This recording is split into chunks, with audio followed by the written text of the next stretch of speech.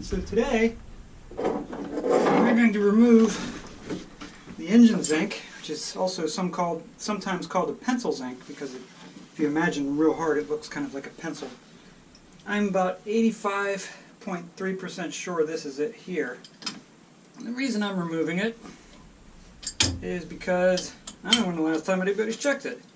And it is a part that periodically needs to be inspected and replaced. And I hope to God that's not it, because if it is completely used up. I think it might be stuck in there. Yeah, I know, I'm putting this back in. But I feel like I need to take this entire heat exchanger out. So if you've been watching closely, you'll notice something's missing.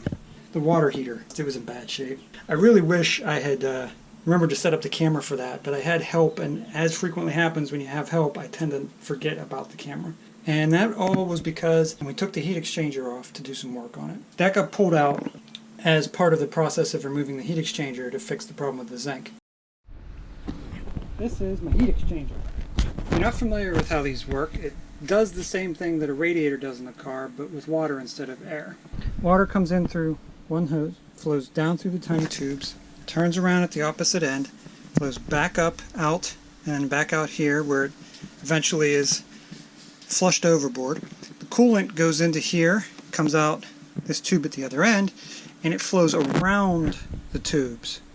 And as a result, the seawater flowing through the tubes cools the coolant, and the coolant then cools the engine. There's a cap that goes over this end. Down this end, and this is the reason this came off initially. This should be what's called an anode, or people colloquially call it a zinc. As you can see, there's nothing in there. And the reason for that is because it got stuck and fell in. This area down here where the zinc is sealed. I can't get in there. Here it is, back from the shop. It's been cleaned out. The most important factor about it is there's no longer chunks of metal zinc floating around inside. One of the tasks this morning is to get this bugger reinstalled.